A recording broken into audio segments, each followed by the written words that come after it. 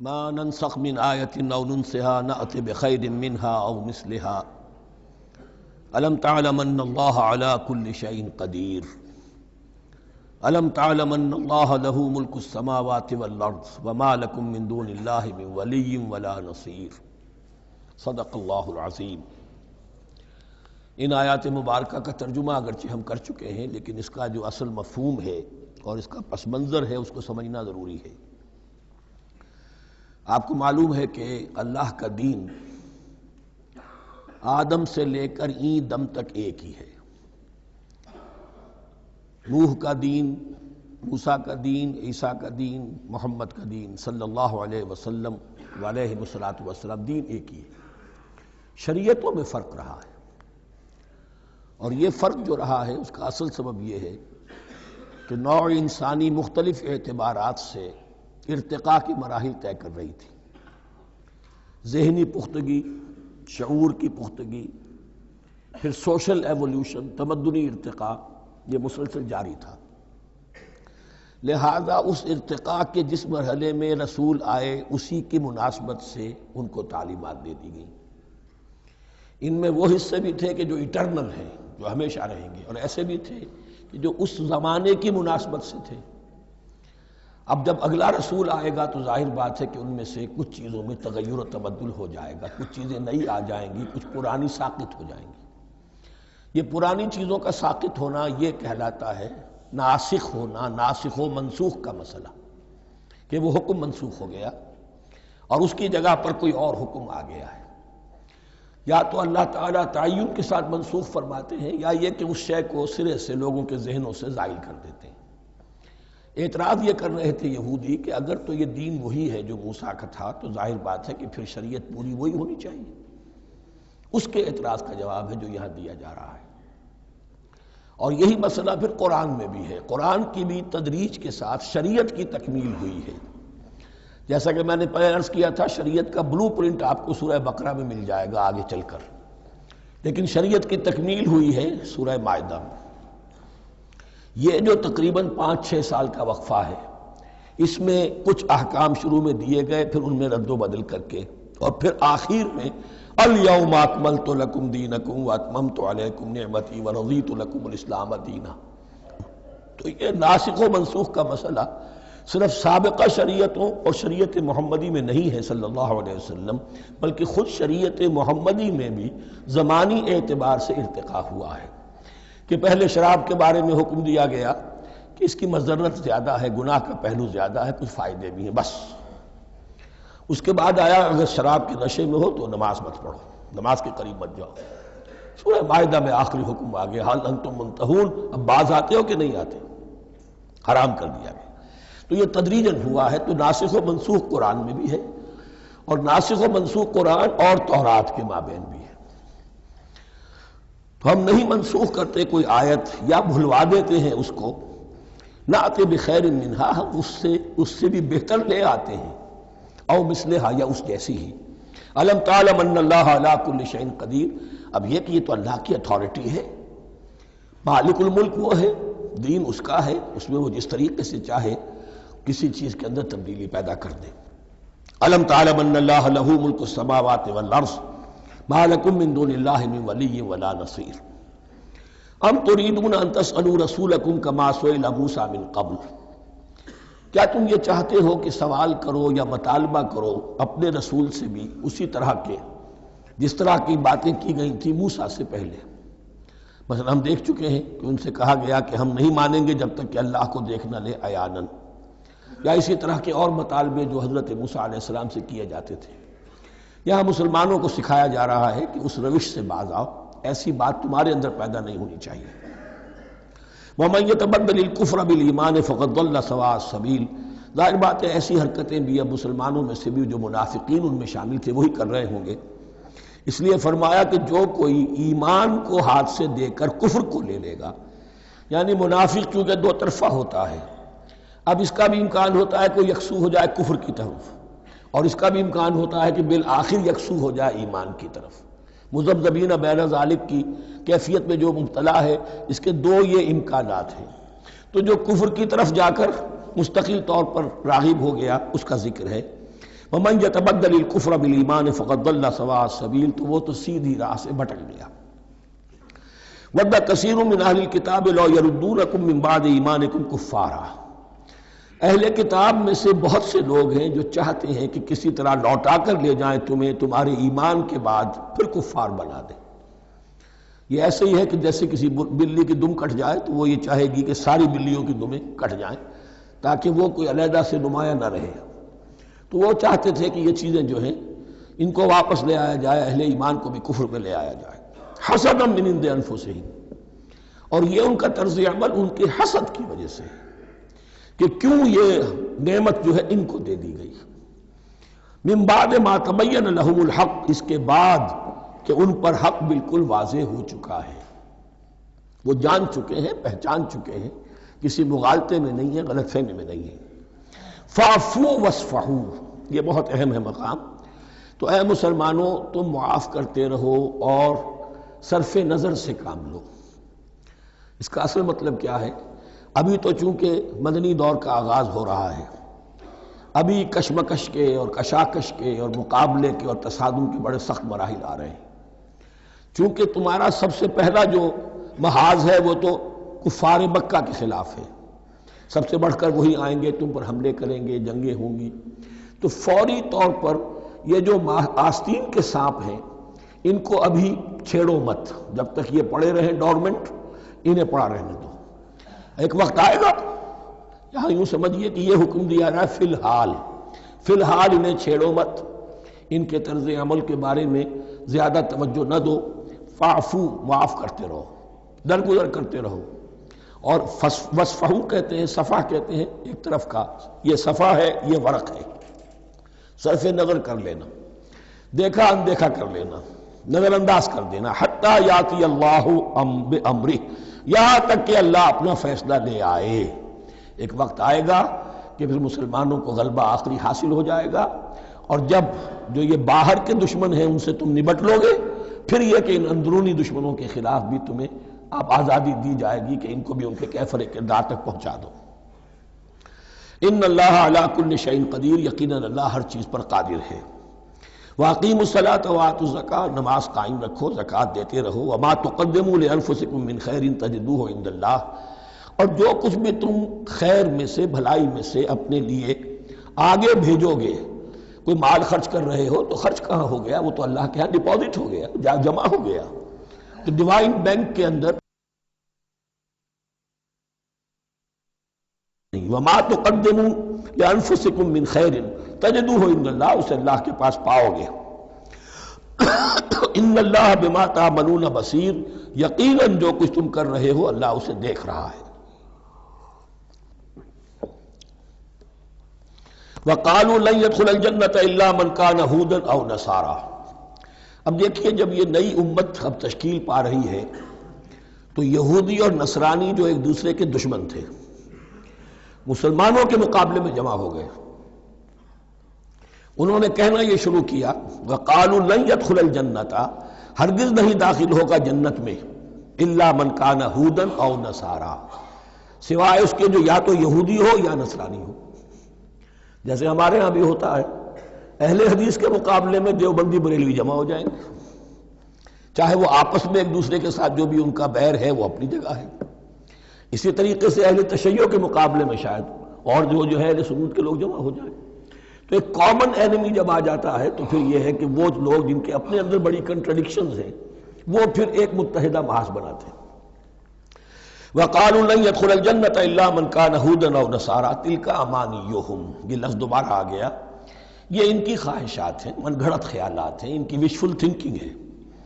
قل هاتوا برهانكم ان كنتم صادقين، کہو ان سے لاؤ کوئی دلیل اگر تم سچے ہو، دلیل کتاب سے لاؤ، کہیں تورات میں لکھا ہے یہ، کہیں یہ انجیل میں لکھا ہے، جو تورات اور جو انجیل تمہارے پاس ہے اسی میں سے دکھا دو کہ یہ لکھا ہوا ہو، کہیں لکھا ہوا نہیں۔ اب یہاں پر وہ یونیورسل ٹروتھ آ رہا ہے، بلا من اسلم وجہہ للہ وہو محسن، کیوں نہیں، ہر وہ شخص کے جو اپنا چہرہ اللہ کے سامنے جھکا دے اور وہ محسن ہو، اس کا رویہ صدق پر، سچائی پر، حسن کردار پر مبنی ہو۔ سر کا جھکانا منافقانہ نہ ہو، جزوی نہ ہو کہ کچھ مانا کچھ نہیں مانا. بلا من اسلم وجہہ للہ وہو محسن فلہ اجرہ عند ربہ، تو اس کے لیے اس کا اجر محفوظ ہے اس کے رب کے پاس. فلا خوف علیہم ولا هم یحزنون، نہ ان پر کوئی خوف ہوگا اور نہ ہی وہ حزن سے دوچار ہوں گے.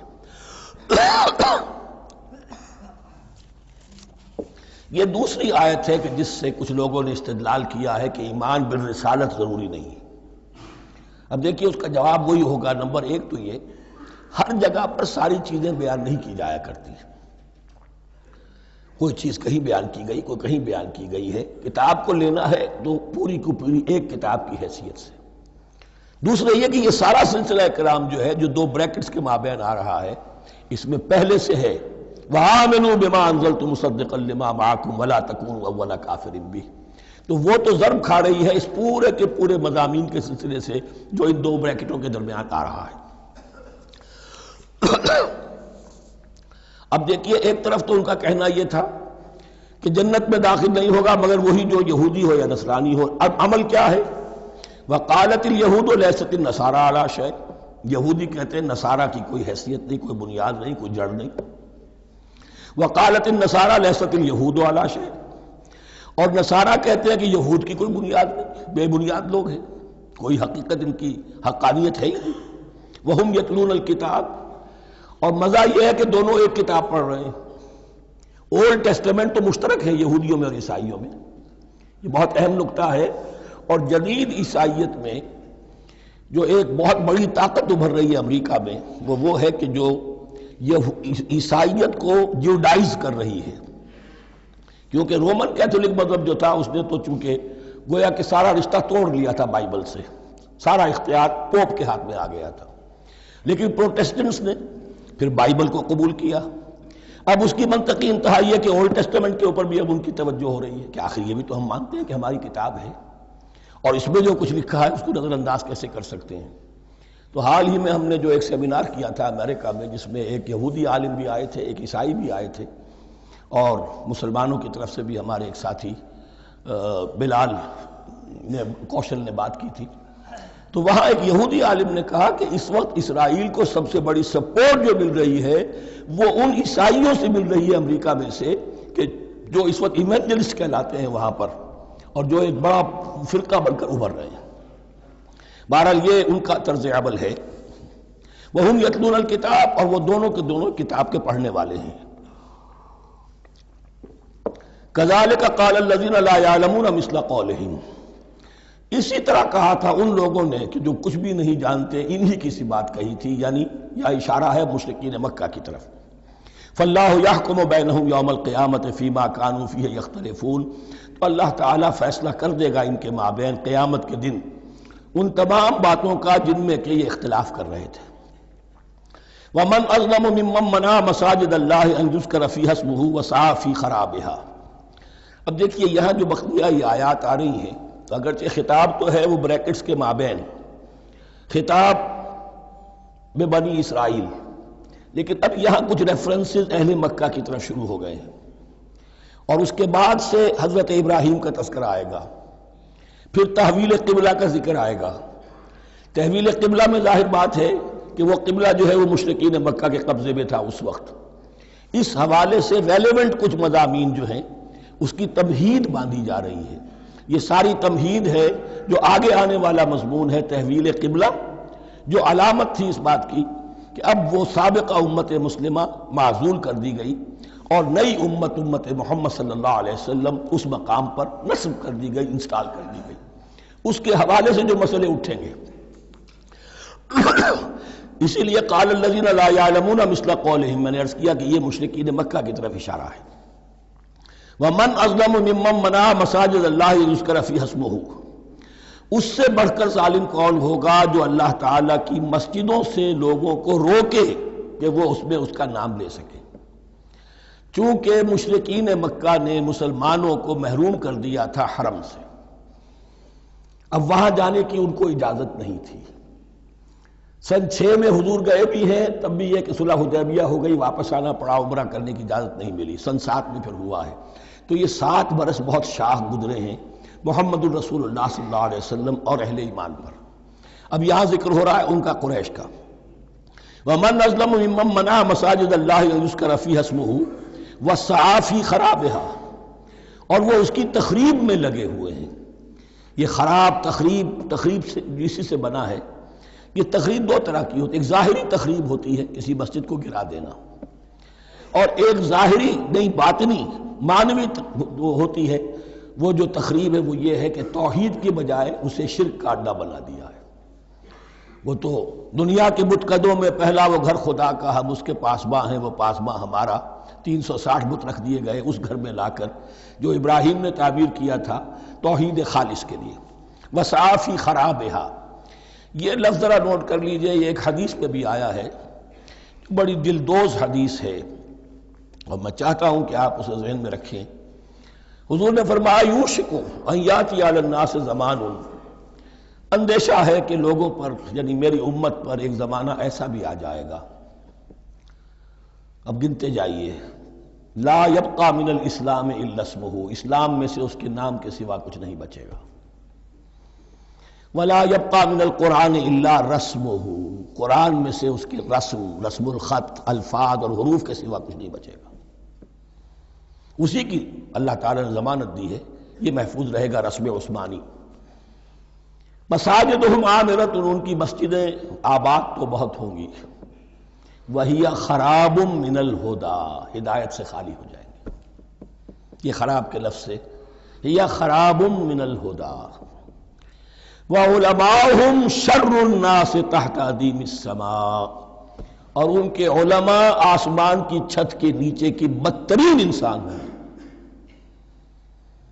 من عندهم تخرج الفتنة وفيهم تعود، فتنہ انہی کے اندر سے برآمد ہوگا، انہی میں گھس جائے گا. یعنی ان کا کام فتنہ انگیزی، مخالفت، جنگ و جدال، بھڑکانا، اپنے اپنے فرقے کے لوگوں کے جذبات کو بھڑکاتے رہنا اور مسلمانوں کے اندر اختلافات کو ہوا دینا. یہی ان کا کام رہ جائے گا. آج جن کو ہم علماء کہتے ہیں ان کی عظیم اکثریت اس کیفیت سے دوچار ہو چکی ہے. جب مذہب اور دین پیشہ بن جائے تو کوئی خیر اس میں باقی نہیں رہتا. یہ دین اور مذہب پیشہ نہیں تھا. اسلام میں کوئی پیشوائیت نہیں، اسلام میں کوئی پاپائیت نہیں، اسلام میں کوئی برہمنزم نہیں. اسلام تو ایک کھلا، ہر شخص کتاب اللہ پڑھے، ہر شخص عربی سیکھے، ہر شخص کو امامت کے قابل ہونا چاہیے، ہر شخص اپنی بچی کا نکاح خود پڑھائے، ہر شخص اپنے والد کا جنازہ خود پڑھے. یہ جو ہم نے پیشہ بنا دیا ہے اور پھر انہیں پیسے دیتے، ظاہر بات ہے کہ پھر اس پیشے کے اندر تو پیشے میں عیب نہیں، رکھیے نہ فرہاد کو نام. پھر تو پیشہ میں تو جو کچھ پیشہ ورانہ چشمکیں ہوتی ہیں اور جو خباثتیں ہوتی ہیں وہ آتی ہیں. لیکن ساتھ ہی یہ بات واضح رہے کہ علماء حق سے دنیا خالی نہیں ہوگی. علماء حق بھی ہیں، لیکن کسی کے ماتھے پر لکھا ہوا نہیں ہوتا کہ یہ علماء حقانی میں سے اور یہ علماء سو میں سے ہے. باقی یہ صحیح بات ہے کہ اکثریت ادھر جا چکی ہے، ورنہ امت کا بیڑا غرق نہ ہوتا. سیدھی سیدھی بات، جو بیڑا غرق ہوا ہے تو آخر کوئی سبب ہے. اولئک ما کان لهم ان يدخلوها الا خائفین، ایسے لوگوں کو تو سوائے اس کے ان کا کوئی مقام نہیں ہے کہ انہیں داخل ہونے کی بھی اجازت نہیں ہونی چاہیے اس میں، یعنی اللہ کی مسجدوں میں، مگر خوف زدہ ہو کر، ڈر کر. لہم فی الدنیا خزی، ان کے لیے دنیا میں بھی رسوائی اور ذلت ہے. لہم فی الآخرۃ عذاب عظیم، اور آخرت میں ان کے لیے عذاب عظیم ہے. وللہ المشرق والمغرب، اب دیکھیے تمہید ہو رہی ہے تحویل قبلہ کے لیے. اب ظاہر بات ہے کہ بڑی حساس جو ہے وہ ایک کیفیت تھی یہ. تو یروشلم کے ساتھ جن کو دلچسپی تھی اور ان کے دلوں میں اس کی عقیدت تھی، مکہ مکرمہ اور بیت اللہ کے ساتھ جن کو دلچسپی تھی اور ان کے دلوں میں اس کی عقیدت تھی، تو اس حوالے سے یہ قبلہ بدلنا، اور 2 دفعہ بدلا ہے قبلہ. پہلے آ کے مدینے میں حضور نے یروشلم کی طرف 16 مہینے نماز پڑھی اور پھر تحویل قبلہ ہوا. تو اب اس میں کئی امتحان ہو گئے، وہ آگے آ جائے گا. لیکن اس کی تمہید باندھی جا رہی ہے للہ المشرق والمغرب، مشرق اور مغرب سب اللہ کے ہیں. یعنی اگر ہم رخ کرتے ہیں مغرب کی طرف تو اس کے معنی یہ نہیں ہے کہ اللہ مغرب میں ہے، معاذ اللہ. اللہ تو جہت سے، مقام سے، ماورا، ورا الورا. یہ تو یہ ہے کہ ایک یکسانیت پیدا کرنے کے لیے، اجتماعی رنگ دینے کے لیے ایک چیز کو قبلہ بنا دیا، علامت ہے۔ غالب نے ٹھیک کہا ہے، قبلے کو اہل نظر قبلہ نما کہتے ہیں۔ قبلہ جو ہے وہ مسجود تو نہیں ہے پرے سرحد ادراک سے اپنا مسجود، قبلے کو اہل نظر قبلہ نما کہتے ہیں۔ للہ المشرق والمغرب فینما تولوا فثم وجہ اللہ، جدھر بھی تم رخ کرو گے وہ اللہ ہی کا رخ ہے۔ ان اللہ واسع علیم، یقیناً اللہ بہت وسعت والا ہے، بہت وسعت والا ہے، وہ کسی سمت میں محدود نہیں ہے، اور علیم ہے، ہر شے کا جاننے والا ہے۔ دیکھیے یہاں یہ آیت کہہ کے اور چھوڑ دیا مسئلہ، اگلے مسئلے پر آگئے۔ آگے آپ کو پتہ چلے گا کہ یہ در حقیقت ایک تمہید باندھی جا رہی ہے تحویل قبلہ کے لیے۔ وقالوا اتخذ اللہ ولدا سبحانہ، اور ان میں وہ بھی ہیں، اب ظاہر بات ہے یہاں پھر اشارہ ہو رہا ہے وہ اہل مکہ کی طرف، جنہوں نے یہ کہا ہے کہ اللہ نے اولاد اپنے لیے اختیار کی، یعنی وہ کہتے تھے کہ یہ جو فرشتے ہیں یہ اللہ کی بیٹیاں ہیں، نصارہ کہتے تھے کہ حضرت مسیح اللہ کے بیٹے ہیں، اور یہودیوں کا بھی ایک گروہ ایسا تھا جو حضرت عزیر کو اللہ کا بیٹا کہتا تھا۔ بل لہ ما فی السماوات والارض، نہیں، آسمانوں اور زمین میں جو کچھ ہے اسی کی ملکیت ہے، سب مخلوق ہے، مملوک ہے، خالق اور مالک صرف وہ ہے۔ کل لہ قانتون، اور سب کے سب اس کے فرما بردار ہیں، بڑے سے بڑا رسول، بڑے سے بڑا ولی، بڑے سے بڑا فرشتہ، بڑے سے بڑے اجرام سماویہ، سب کل لہ قانتون۔ بدیع السماوات والارض، وہ آسمان اور زمین کو پیدا کرنے والا ہے بغیر کسی شے کے۔ یہ ابداع اور خلق، ان میں فرق ہے۔ ابداع، بلکہ شاہ ولی اللہ دہلوی نے حجت اللہ البالغہ کا جو پہلا چیپٹر ہے اس کو یہی 3 عنوان دیے ہیں۔ اللہ تعالیٰ کے افعال بنیادی طور پر 3 ہیں، ابداع، خلق، تدبیر۔ ابداع ہے جسے انگریزی میں کہتے ہیں کریشن ایکس نہیلو، عدم محض سے کچھ بنا دیا، کچھ نہیں تھا اور بنا دیا، کن فیکون، یہ ابداع ہے۔ خلق ہے اب ایک چیز سے دوسری چیز بنانا، گارے سے انسان بنایا، یہ تخلیق ہے، آگ سے جن بنایا، یہ تخلیق ہے، نور سے فرشتے بنا، یہ تخلیق ہے۔ تو ابداع، بدیع وہ ہے کہ جس نے نئی چیز، اسی لیے بدعت ہمارے ہاں کہلاتی ہے وہ شے جو دین میں نہیں تھی اور خواہ لا کے شامل کر دی گئی، جس کی کوئی جڑ بنیاد دین میں نہیں ہے، وہ بدعت ہے۔ اس سے یہ لفظ بدیع السماوات والارض، وَإِذَا قَضَىٰ أَمْرًا فَإِنَّمَا يَقُولُ لَهُ كُن فَيَكُونُ، اس کی شان تو یہ ہے کہ جب وہ کسی معاملے کا فیصلہ کر لیتا ہے تو بس کہتا ہے کہ ہو جا، اور وہ ہو جاتی ہے۔ وَقَالَ الَّذِينَ لَا يَعْلَمُونَ لَوْلَا يُكَلِّمُنَا اللَّهُ وَتَأْتِينَا آیَةٌ، اور کہا ان لوگوں نے جو علم نہیں رکھتے، یہاں پھر وہی مشرکین مکہ کی طرف روئے سخن ہے، کیوں نہیں بات کرتا ہم سے اللہ، اور کیوں نہیں کوئی لے آتا ہمارے پاس کوئی نشانی۔ یہ میں عرض کر چکا ہوں، یہ مضمون جو ہے کہ ان کا مطالبہ تھا بہت شدت کے ساتھ کہ کوئی معجزے ویسے ہی دکھاؤ جیسے تم کہتے ہو کہ عیسیٰ نے دکھائے تھے، موسیٰ نے دکھائے تھے، تو ہمارے یہ مطالبے پورے کر دو، ہم مان لیں گے۔ یہ ذکر آئے گا سورہ انعام میں اور پھر سورہ بنی اسرائیل میں۔ كَذَلِكَ قَالَ الَّذِينَ مِن قَبْلِهِمْ مِثْلَ قَوْلِهِمْ، اسی طرح کی باتیں جو لوگ ان سے پہلے آئے تھے وہ بھی کہتے رہے۔ تشابہت قلوبہم، ان کے دل ایک دوسرے سے مشابہ ہو گئے ہیں۔ قد بینا الآیات لقوم یوقنون، اور ہم نے تو اپنی آیات کو واضح کر دیا ہے ان لوگوں کے لیے جو یقین کرنا چاہیں۔ انا ارسلناک بالحق بشیرا ونذیرا، اے نبی ہم نے آپ کو بھیجا ہے حق کے ساتھ بشیر اور نذیر بنا کر۔ بنیادی حیثیت آپ کی یہ ہے کہ آپ اہل حق کو بشارت دیں، فراح و ریحان و جنت نعیم، فسلام لک من اصحاب الیمین، یہ بشارت دیجئے۔ اور جو غلط راستے پر جائیں، کفر کریں، منافقت میں مبتلا ہوں، ملحد ہوں اور بدعملی کریں، ان کو آپ خبردار کر دیجئے کہ جہنم ان کے لیے تیار کر دی گئی ہے۔ آپ کا کام دعوت ہے، ابلاغ ہے، تبلیغ ہے، نصیحت ہے۔ وَلَا تُسْأَلُ عَنْ أَصْحَابِ الْجَحِيمِ، آپ سے سوال نہیں کیا جائے گا جہنمیوں کے بارے میں کہ اے محمد یہ کیوں جہنم میں پہنچ گئے، ہم نے تمہیں بھیجا تھا، تمہارے ہوتے ہوئے یہ جہنمی کیوں ہو گئے، نہیں، یہ آپ کی ذمہ داری نہیں ہے۔ کون جنت میں جانا چاہتا ہے، کون جہنم میں جانا چاہتا ہے، یہ آدمی کا اپنا فیصلہ ہے۔ آپ کا کام ہے کہ حق کو واضح کر دیں، ہاں وضاحت میں کمی نہ رہ جائے، حق واضح ہو جائے، کوئی اشتباہ نہ ہو، بالکل مبرہن ہو جائے، واضح ہو جائے، بس یہ ذمہ داری آپ کی ہے، اس سے زیادہ نہیں۔ یہ مسئولیت جو ہوتی ہے، انسان اگر اپنی اصل مسئولیت سے زیادہ ذمہ داری اپنے سر پر ڈال لے تو اس سے بھی بہت بڑی بڑی گمراہیاں پیدا ہوتی ہیں، اور اس کا جو ایک تذکرہ ہو رہا ہے بڑی گمراہی تو معاذ اللہ وہ تو ہمارے حوالے سے ہوتی ہے۔ ہمارے ہاں کی بہت سی جماعتیں جو ہیں اسی طرح کی غلطیوں کی وجہ سے وہ غلط راستوں پر پڑ گئی، پوری تحریکیں برباد ہو گئی۔ لیکن یہاں بھی حضور کا معاملہ کیا ہو رہا تھا کہ حضور چاہتے تھے کہ کسی طرح یہ علماء یہود ایمان لے آئیں۔ بہرحال حضور کے دل میں رغبت، آخر مکے میں آپ تھے تو دعائیں مانگتے تھے، اے اللہ عمرو بن ہشام اور عمر بن خطاب میں سے کسی ایک کو تو میری جھولی میں ڈال دے۔ تو اسی طرح کی دعا آپ نے کی ہوگی۔ فرمایا وَلَن تَرْضَىٰ عَنْكَ الْيَهُودُ وَلَا النَّصَارَىٰ حَتَّىٰ تَتَّبِعَ مِلَّتَهُمْ۔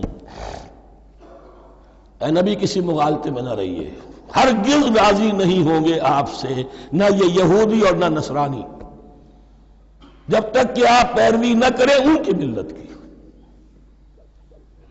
لہذا امید منقطع کر لیجیے، اس لیے کہ زیادہ امید ہو تو مایوسی ہو جاتی ہے۔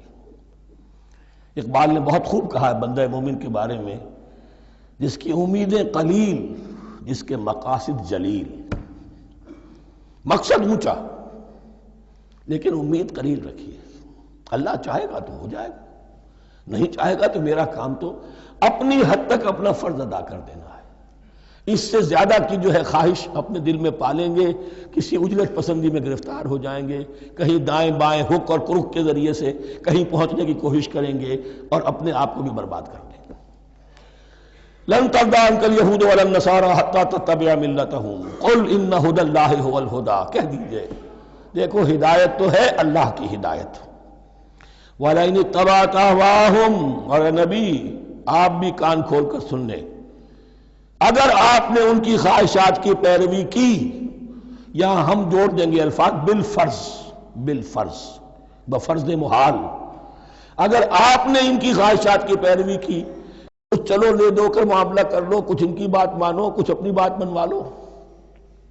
یہ مکے میں بھی قریش کی طرف سے بھی آیا تھا کہ کچھ اپنی بات منوا لیجئے، کچھ ہماری مانی، کمپرومائز کیجئے۔ اب ظاہر بات ہے کہ یہاں اب یہود کے ساتھ یہی معاملہ ہے۔ وَلَئِنِ اتَّبَعْتَ أَهْوَاءَهُمْ بَعْدَ الَّذِي جَاءَكَ مِنَ الْعِلْمِ مَا لَكَ مِنَ اللَّهِ مِنْ وَلِيٍّ وَلَا نَصِيرٍ، اور اگر بفرض محال آپ نے پیروی کی ان کی خواہشات کی، اس کے بعد کہ آپ کے پاس علم آ چکا تو نہیں ہوگا کوئی بھی اللہ کے مقابلے میں آپ کے لیے کوئی مددگار یا حمایتی۔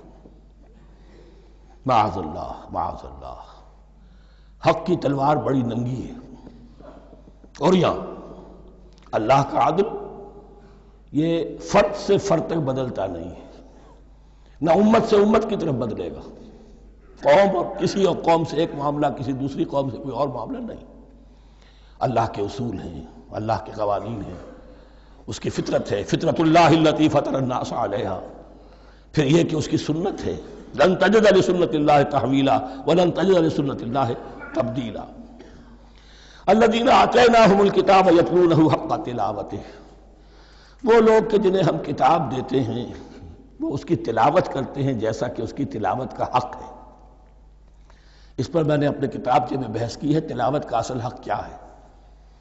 مسلمانوں پر قرآن مجید کے حقوق نامی کتابچہ، اب یہاں پہ تفصیل سے بیان کرنے کا وقت نہیں ہے، لیکن ایک بات جان لیجئے کہ تلاوت کا لفظ جو قرآن کے لیے قرآن نے اختیار کیا یہ بڑا ذو معنیین ہے۔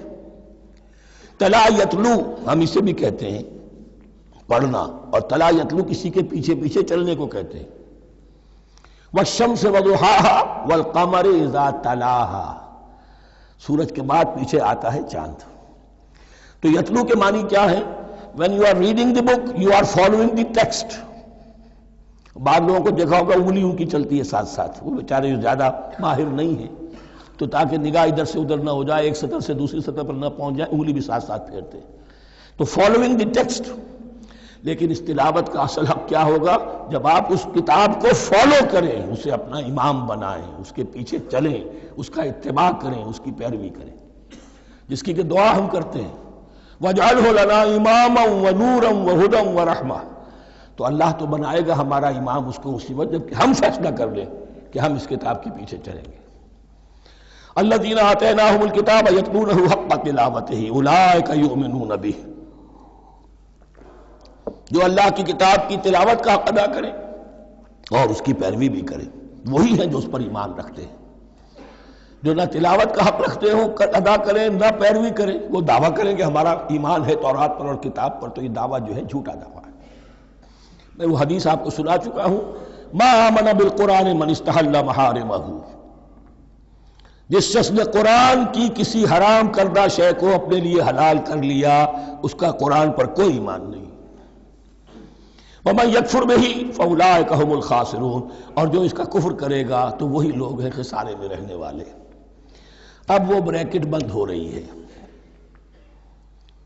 وہ آیت کے جو چھٹے رکوع کے شروع میں آئی تھی دوبارہ آ گئی جوں کی توں، یا بنی اسرائیل اذکروا نعمتی التی انعمت علیکم وانی فضلتکم علی العالمین۔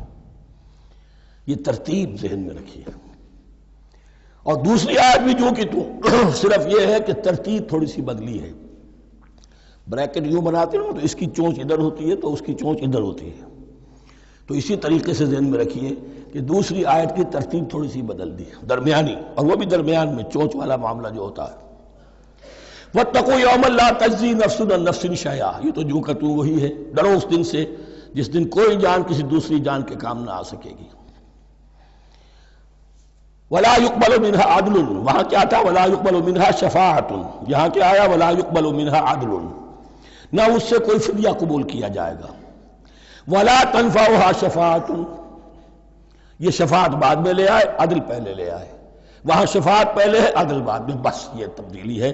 وَلَا هُمْ يُنصَرُونَ، اور یہ پھر جو کا تو وہی جو پہلی آیت میں تھا، جو چھٹے رکوع کی دوسری آیت ختم ہوئی، نہیں انہیں کوئی مدد مل سکے گی۔ یہ جو حصہ تھا جو تقریباً 10 رکوعوں پر مشتمل تھا، سورہ بقرہ کے 18 رکوع کہ جن میں روح سخن ہے سابقہ امت مسلمہ کی طرف، 4 رکوع بڑے عموم کے حامل تھے، لیکن بین السطور وہاں بھی اشارے موجود تھے، روح سخن جو تھا وہ بنی اسرائیل کی طرف۔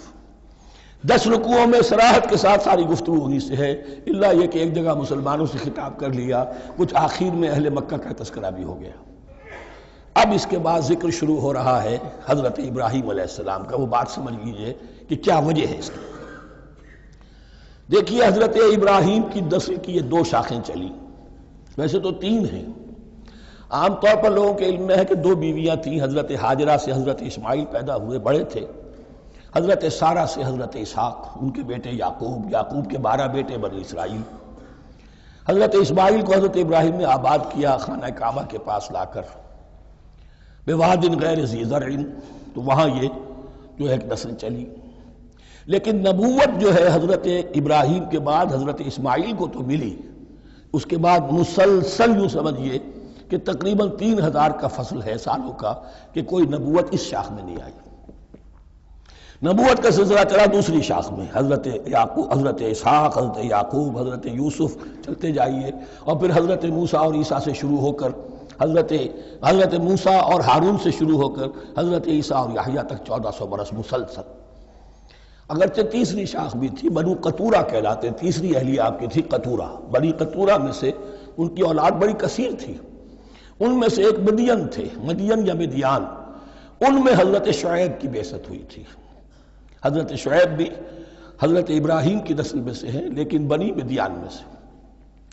بہرحال اب چونکہ حضور کی بعثت ہوئی بنی اسماعیل میں، ادھر بنی اسرائیل ہیں، ان سے یہ خطاب ہو رہا ہے سابقہ امت مسلمہ، اور اب یہ امامت الناس منتقل ہونے والی ہے بنی اسرائیل سے بنی اسماعیل کو۔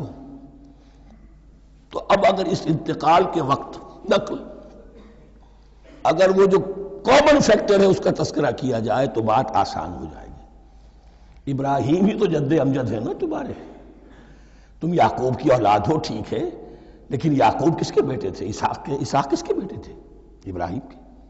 تو یہ دوسری نسل بھی تو ابراہیم ہی کی ہے۔ اس حوالے سے ان کے لیے سہل بنایا جا رہا ہے کہ بات کو سمجھو، یہ صرف یہ ہے کہ 2 پیڑھی اوپر جا کر مل گئے اور اللہ خیر سلام۔ اور حضرت ابراہیم نے خانہ کعبہ کی تعمیر کی اور اسے اب مرکز بنانا ہے اہل توحید کا، لہذا یہ ساری گفتگو اب شروع ہو رہی ہے۔ 4 رکوع اب وہ ہیں 15 سے شروع ہو کر 18 تک، جن کا اصل مضمون ہے تحویل قبلہ۔ وَإِذِ ابْتَلَىٰ إِبْرَاهِيمَ رَبُّهُ بِكَلِمَاتٍ فَأَتَمَّهُنَّ، اور ذرا یاد کرو جب ابراہیم کو آزمایا اس کے رب نے بہت سی باتوں میں۔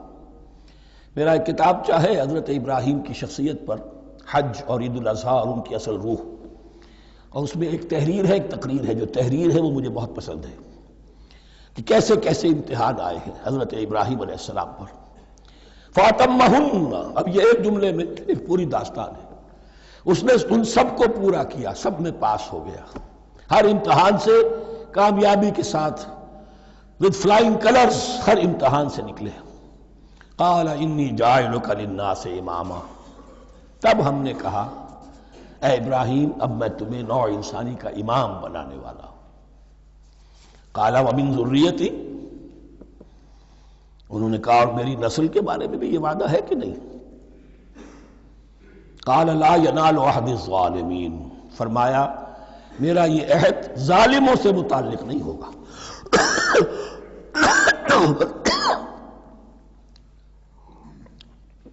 مطلب کیا ہوا کہ تمہاری نسل میں سے جو صاحب ایمان ہوں گے، نیک ہوں گے، سیدھے راستے پر چلیں گے، ان سے ہمارا وعدہ ہے، لیکن نسلیت کی بنیاد پر نہیں ہے کہ جو بھی تمہاری نسل میں سے لازماً وہ اس وعدے کا مصداق بن جائے۔ وَإِذْ جَعَلْنَا الْبَيْتَ مَثَابَةً لِلنَّاسِ وَأَمْنًا، اور یاد کرو جب کہ ہم نے گھر کو، اپنے گھر کو، بیت اللہ کو قرار دے دیا لوگوں کے لیے زیارت کی جگہ، لوٹ کے آنے، لوٹ کر آؤ، حج کرو، مثابۃ للناس وامنا، اور اسے امن کا گھر قرار دے دیا۔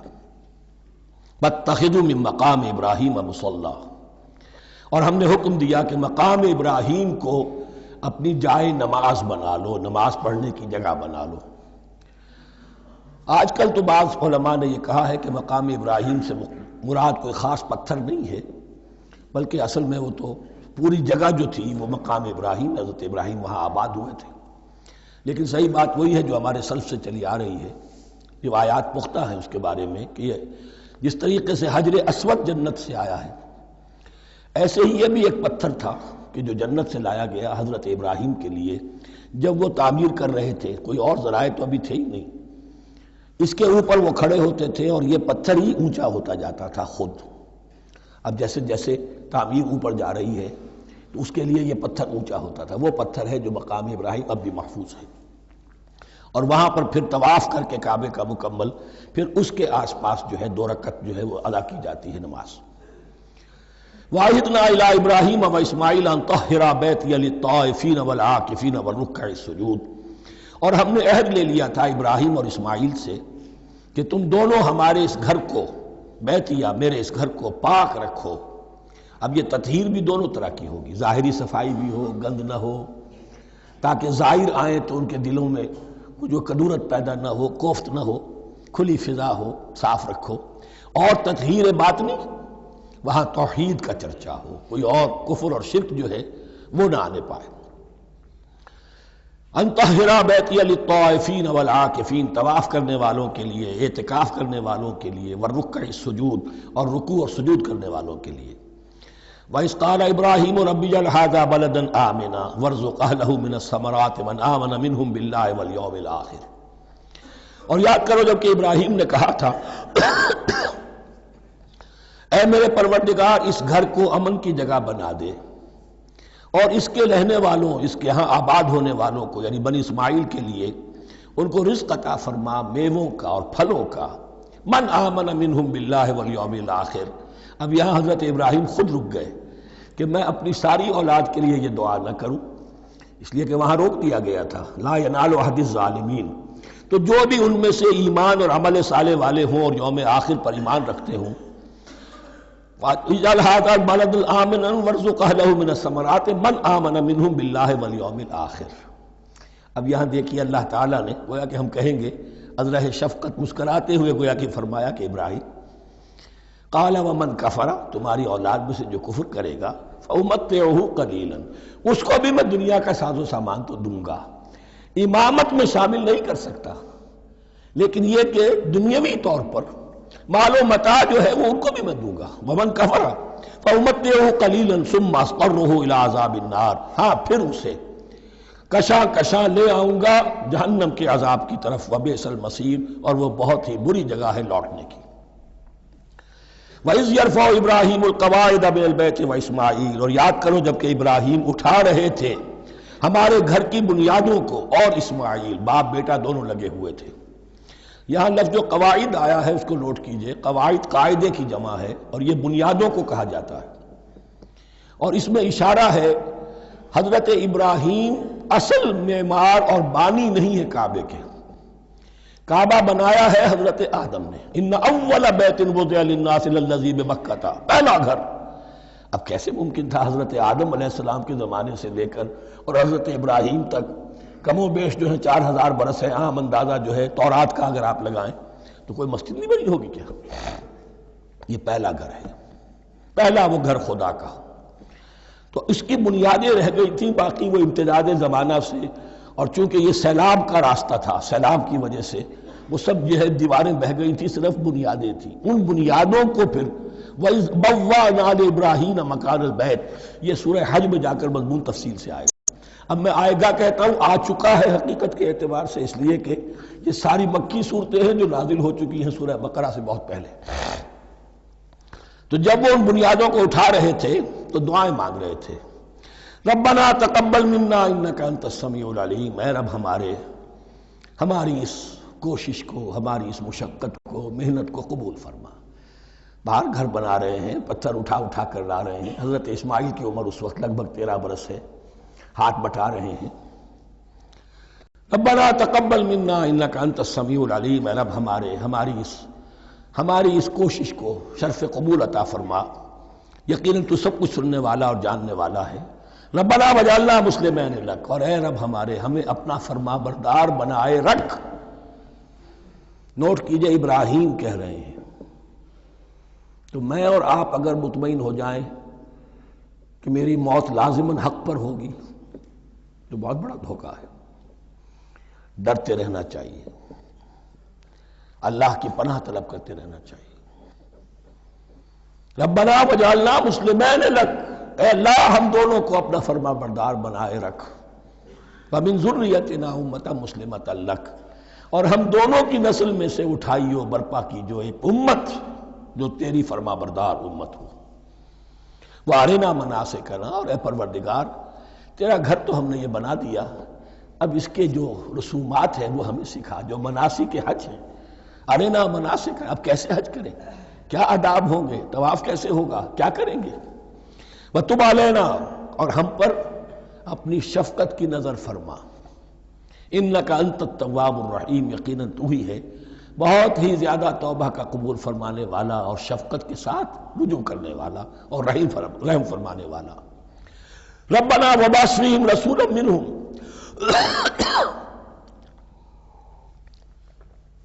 اور اے ہمارے پروردگار ہماری اس نسل میں، اب چونکہ ہماری نسل مراد ہے بنی اسماعیل، بنی اسرائیل اسماعیل کی نسل میں سے تو نہیں ہے نا، یہاں دونوں کی نسل سے مراد ہے تو وہ بنی اسماعیل، ہماری اس نسل میں اٹھائی ہو ایک رسول انہی میں سے، باہر کا نہ ہو، کوئی مغایرت کا، اجنبیت کا پردہ حائل نہ ہو۔ وہ کیا کرے، یتلو علیہم آیاتک، تیری آیات ان کو پڑھ کر سنائے، وَيُعَلِّمُهُمُ الْكِتَابَ وَالْحِکْمَةَ، اور صرف سنائے نہیں، تعلیم دے انہیں کتاب اور حکمت کی۔ صرف سنا دینا تو بہت آسان کام ہے، سکھانا، تعلیم دینا، دلوں میں بٹھانا، اور حکمت، وَيُزَكِّيهِمْ، اور ان کو پاک کرے، ان کا تزکیہ کرے، ان کے دلوں میں تیری محبت اور آخرت کی طلب کے سوا کوئی طلب باقی نہ رہنے دے۔ اِنَّكَ أَنْتَ الْعَزِيزُ الْحَكِيمُ، یقیناً پروردگار تو ہی ہے زبردست اور کمال حکمت والا۔ وَمَنْ يَرْغَبُ عَنْ مِلَّةِ إِبْرَاهِيمَ إِلَّا مَنْ سَفِهَ نَفْسَهُ، اور ایسا شخص کون سا ہوگا جو ابراہیم کے طریقے سے منہ موڑے۔ یہ رغبت کا نظر بھی زبان میں دونوں طرف جاتا ہے، رغبہ الہ، کسی شے کی طرف رغبت ہونا، محبت ہونا، میلان ہونا، اور رغبہ عن، کسی شے سے متنفر ہونا، کسی شے سے ابا کرنا، اس کو چھوڑ دینا۔ وَمَنْ يَرْغَبُ عَنْ مِلَّةِ إِبْرَاهِيمَ إِلَّا مَنْ سَفِهَ نَفْسَهُ، سوائے اس کے جس نے اپنے آپ کو حماقت ہی میں مبتلا کرنے کا فیصلہ کر لیا ہو. اور کون ہوگا جو ابراہیم کے طریقے سے منہ موڑے؟ وَلَقَدِ اسْتَفَيْنَاهُ فِي الدُّنْيَا، اور ہم نے تو اسے دنیا میں بھی پسند کر لیا تھا، چن لیا تھا. وَإِنَّهُ فِي الْآخِرَةِ لَمِنَ الصَّالِحِينَ، اور یقیناً آخرت میں بھی وہ ہمارے صالح بندوں میں سے ہوں گے. اِذْ قَالَ لَهُ رَبُّهُ أَسْلِمْ قَالَ أَسْلَمْتُ لِرَبِّ الْعَالَمِينَ. جب کہا اس سے اس کے پروردگار نے کہ مانو میرا حکم، اس نے کہا پروردگار قبول ہے تیرا حکم، یہاں تک کہ ذبح کرو بیٹے کو. حاضر. یہ آخری امتحان تھا، آخری. 100 برس کی عمر میں، 87 برس کی عمر میں دعائیں مانگ مانگ کر بیٹا لیا تھا اسماعیل. حضرت سارہ کے ہاں کوئی اولاد نہیں ہوئی تھی. اب وہ 13 برس کا تھا، بازو بن گیا تھا، اور اس وقت ذبح کرنے کا حکم آیا. جب بھی کہا ہم نے مانو ہمارا حکم، قال اسلمت لرب العالمین. اللہ تعالی ہمیں بھی توفیق دے کہ اس کی پیروی کریں. وَوَصَّىٰ بِهَا إِبْرَاهِيمُ بَنِيهِ وَيَعْقُوبُ، اور اسی کی وصیت کی تھی ابراہیم نے بھی اپنے بیٹوں کو اور یعقوب نے بھی. یا بنی، وہ کیا تھی نصیحت؟ اے میرے بیٹو، ان اللہ اصطفیٰ لکم الدین، دیکھو اللہ نے تمہارے لیے دین کو پسند فرما لیا ہے. کون سا دین؟ فلا تموتن الا وانتم مسلمون، اور دیکھنا موت نہ آنے پائے مگر فرما برداری کی حالت میں. یہی بات آئے گی سورہ آل عمران میں مسلمانوں سے خطاب کر کے، یا ایھا الذین آمنوا اتقوا اللہ حق تقاتہ ولا تموتن الا وانتم مسلمون، اور ان الدین عند اللہ الاسلام ومن یبتغ غیر الاسلام دینا فلن یقبل منہ. ام کنتم شہداء اذ حضر یعقوب الموت، کیا تم اس وقت موجود تھے جب یعقوب کی موت کا وقت آیا؟ جب آدم کی یعقوب پر موت، یہ لفظی ترجمہ ہوگا. اذ حضر یعقوب الموت اذ قال لبنیہ ما تعبدون من بعدی. حضرت یعقوب نے اپنے سارے بیٹوں کو جمع کیا، 12 کے 12، اور مصر میں پہنچ چکے تھے یہ حضرت یوسف علیہ السلام کے ذریعے سے، جو سورہ یوسف میں ساری کہانی آئے گی. وہاں انتقال ہوا تو انہوں نے اپنے بیٹوں کو جمع کیا. اذ قال لبنیہ ما تعبدون من بعدی، میرے بعد تم کس کی پوجا کرو گے، کس کی پرستش کرو گے. یہ بات نہیں تھی کہ انہیں معلوم نہیں تھا، لیکن یہ کہ ایک میثاق، قول و قرار اور پختہ کرنے کے لیے. قالوا نعبد الہک و الہ آبائک ابراہیم و اسماعیل و اسحاق، انہوں نے کہا کہ ہم پوجیں گے، بندگی کریں گے، پرستش کریں گے آپ کے معبود کی اور آپ کے آبا ابراہیم، اسماعیل اور اسحاق کے معبود کی. اور یہ کوئی مختلف معبود نہیں ہے، الہ واحدہ، وہ تو ایک ہی الہ ہے. وَنَحْنُ لَهُ مُسْلِمُونَ، ہم اس کے لیے اس کے سامنے سر جھکاتے ہیں، اسی کی فرما برداری کا اقرار کرتے ہیں. تِلْكَ أُمَّةٌ قَدْ خَلَتْ، یہ آیت 2 مرتبہ آئے گی اسی رکوع میں. یہ ایک گروہ تھا انسانوں کا جو گزر گیا، ابراہیم، اسماعیل، اسحاق، یعقوب، ان کی اولاد. قد خلت، وہ گزر گئے. لہا ما کسبت ولکم ما کسبتم، ان کے لیے تھا جو انہوں نے کمایا، اور تمہارے لیے ہوگا جو تم کماؤ گے. یعنی یہاں پدرم سلطان بود کا کوئی مقام نہیں ہے. ہر شخص کے لیے اپنا عمل، اپنا ایمان، اپنی کمائی. وَلَا تُسْأَلُونَ عَمَّا كَانُوا يَعْمَلُونَ، تم سے یہ نہیں پوچھا جائے گا کہ وہ کیا کرتے تھے، تم سے پوچھا جائے گا تم کیا کر کے لائے ہو. تو راچے ہے پدرم سلطان بود، تو راچے ہے، تم کیا ہو بھائی، تو اپنی بات کرو، باپ تمہارا سلطان تھا، ہوگا. وَقَالُوا كُونُوا هُودًا أَوْ نَصَارَىٰ تَهْتَدُوا، لیکن اس پس منظر میں اب ان کی خباثت کو نمایاں کیا جا رہا ہے کہ یہ تو تھی وصیت ابراہیم کی اور یعقوب کی، اور اس وقت کے یہود و نصارہ کا کیا رویہ ہے. قَالُوا كُونُوا هُودًا أَوْ نَصَارَىٰ تَهْتَدُوا، وہی متحدہ محاذ حضور کے خلاف. یا تو یہودی، انہوں نے کہا کہ یا یہودی ہو جاؤ یا نصرانی تو ہدایت پر ہو جاؤ گے. قُلْ بَلْ مِلَّةَ إِبْرَاهِيمَ حَنِيفًا، کہہ دیجئے نہیں، بل نتبع، ہم تو نتبع یہاں پر محذوف مانی ہے، بل نتبع ملت ابراہیم حنیفہ، نہیں ہم تو پیروی کریں گے ابراہیم کے طریقے کی بالکل یکسو ہو کر۔ وما کان من المشرکین، اور وہ مشرکوں میں سے نہیں تھے۔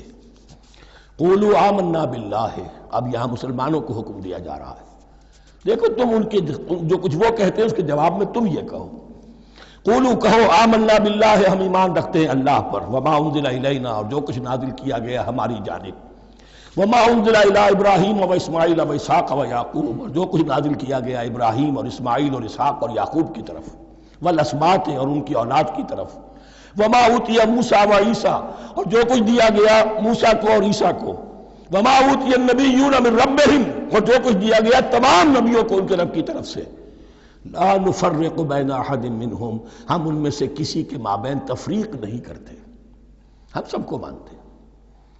دیکھیے ایک ہے تفضیل، کسی کو ایک کو زیادہ افضل سمجھنا دوسرے سے، یہ اور بات ہے، وہ تو سورہ آل عمران میں آئے گا تلک الرسل فضلنا بعضهم علی بعض۔ تفریق یہ کہ ایک کو مانے ایک کو نہ مانے، ان رسولوں میں سے ایک کا انکار سب کا انکار ہے۔ لا نفرق بین احد منہم ونحن له مسلمون، اور ہم نے تو اسی کی فرما برداری کا قلادہ اپنی گردن میں ڈال دیا ہے۔ فَإِنْ آمَنُوا بِمِثْلِ مَا آمَنْتُمْ، پھر اے مسلمانوں اگر یہ بھی ایمان لائیں یہود اور نصارہ بالکل اسی طرح جیسے تم ایمان لائے ہو، نو کمپرومائز،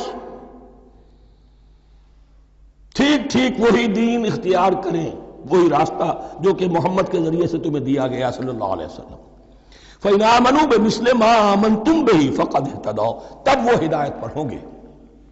وَإِنْ تَوَلَّوْا، اور اگر وہ پیٹھ موڑ لیں، فَإِنَّمَا هُمْ فِي شِقَاقٍ، تو اس کے معنی یہ ہے کہ وہ زدم زدہ میں اور دشمنی کے اندر وہ مبتلا ہو چکے ہیں۔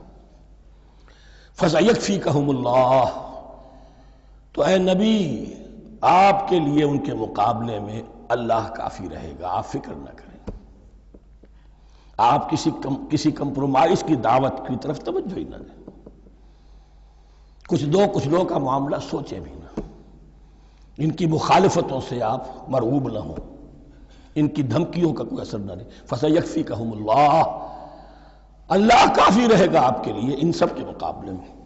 وَهُوَ السَّمِيعُ الْعَلِيمُ، اور یقیناً وہ سب کچھ سننے والا اور جاننے والا ہے۔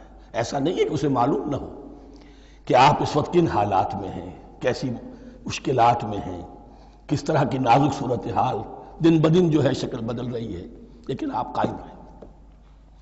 یہ ہے جگہ جہاں پر خون پڑا ہوا ہے، اس نسخے میں جو حضرت عثمان تلاوت فرما رہے تھے، اور اس وقت باغیوں نے انہیں شہید کیا ہے۔ ان کی زوجہ محترمہ نائلہ، انہوں نے بچانا چاہا ہے تو ان کی انگلیاں کٹ گئیں، اور خون جو ہے وہ فَسَيَكْفِيكَهُمُ اللَّهُ، ان الفاظ پر وہ خون پڑا ہے، وہ دبا اب بھی موجود ہے۔ وَهُوَ السَّمِيعُ الْعَلِيمُ، اور وہ سب کچھ سننے والا اور جاننے والا ہے۔ صبغۃ اللہ، کیا معنی؟ یہاں پر بھی ایک آپ کو محذوف ماننا ہوگا، اخترنا صبغۃ اللہ، ہم نے تو اختیار کر لیا ہے اللہ کے رنگ کو۔ وَمَنْ أَحْسَنُ مِنَ اللَّهِ صِبْغَةً وَنَحْنُ لَهُ عَابِدُونَ، اور اللہ سے بہتر رنگ کس کا ہوگا، اور ہم تو بس اسی کی بندگی، اسی کی پرستش کرنے والے ہیں۔ قُلْ أَتُحَاجُّونَنَا فِي اللَّهِ وَهُوَ رَبُّنَا وَرَبُّكُمْ، اے نبی ان سے کہیے کہ کیا تم ہم سے محاجہ کر رہے ہو، حجت بازی کر رہے ہو، جھگڑ رہے ہو، دلیل بازی کر رہے ہو اللہ کے بارے میں؟ وَهُوَ رَبُّنَا وَرَبُّكُمْ، وہ تو ہمارا رب بھی ہے تمہارا رب بھی ہے، رب تو ایک ہے، رب بھی ایک، اس کا دین بھی ایک، ہاں شریعتوں میں فرق ہوا۔ قُلْ أَتُحَاجُّونَنَا فِي اللَّهِ وَهُوَ رَبُّنَا وَرَبُّكُمْ وَلَنَا أَعْمَالُنَا وَلَكُمْ أَعْمَالُكُمْ، رب تو ہمارا بھی وہ تمہارا بھی وہ، البتہ ہمارے لیے ہوں گے ہمارے عمل، تمہارے لیے ہوں گے تمہارے عمل۔ وَنَحْنُ لَهُ مُخْلِصُونَ، اور ہم تو اس کے لیے اپنے آپ کو خالص کر لینے والے۔ یہ ذرا تین الفاظ یہاں پہ نوٹ کر لیجئے، یہ میرے اور آپ کے لیے لمحہ فکریہ ہیں۔ نحن لہو مسلمون، 136ویں آیت اس پر ختم ہوئی، ہم اس کے سامنے سر تسلیم خم کرتے ہیں، ان میں سے تو ہم بھی شامل ہیں۔ نحن لہو عابدون، آیت نمبر 138۔ ہم اس کی بندگی کرنے والے ہیں، اسی کی بندگی کرنے والے ہیں۔ تو صرف اسلام نہیں، عبادت اور ٹوٹل عبادت، ٹوٹل بندگی، پوری زندگی میں اس کے ہر حکم کی پیروی اور اطاعت۔ اس سے آگے بات آئی وَنَحْنُ لَهُ مُخْلِصُونَ، یہ عبادت اخلاص کے ساتھ نہیں ہے تو منافقت ہے۔ اس عبادت سے کوئی دنیا کی منفعت پیش نظر نہ ہو، سوداگری نہیں، یہ عبادت خدا کی ہے۔ دنیا بنانا، دنیا کمانا، دین کو ذریعہ بنانا، اس سے بڑا، اس سے بڑی اور اس سے گری ہوئی کوئی حرکت نہیں۔ اخلاص، حضور نے فرمایا من صلی یرائی فقط اشرکا ومن صام یرائی فقط اشرکا ومن تصدق یرائی فقط اشرکا، جس نے نماز پڑھی دکھاوے کے لیے اس نے شرک کیا، جس نے روزہ رکھا دکھاوے کے لیے اس نے شرک کیا، اور جس نے صدقہ خیرات دیا دکھاوے کے لیے اس نے شرک کیا۔ وَنَحْنُ لَهُ مُخْلِصُونَ، نَحْنُ لَهُ مُسْلِمُونَ، نَحْنُ لَهُ عَابِدُونَ، نَحْنُ لَهُ مُخْلِصُونَ۔ اللہم ربنا اجعلنا منہم، اللہم ربنا اجعلنا منہم۔ ام تقولون ان ابراہیم و اسماعیل و اسحاق و یعقوب والاسباط کانوا ھودا او نصارا، کیا تمہارا کہنا یہ ہے کہ ابراہیم اور اسماعیل اور اسحاق اور یعقوب اور ان کی اولاد یہودی تھے یا نصرانی تھے؟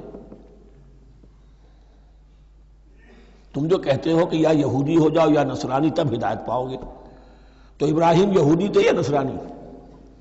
اور اسحاق اور یعقوب اور یوسف اور موسیٰ اور عیسیٰ یہ کون تھے؟ یہی بات آج مسلمانوں کو سوچنی چاہیے۔ محمد الرسول اللہ اور ان کے اصحاب دیوبندی تھے یا بریلوی تھے یا اہل حدیث تھے یا شیعہ تھے یا سنی تھے؟ ان تقسیموں سے اوپر ہونے کی ضرورت ہے۔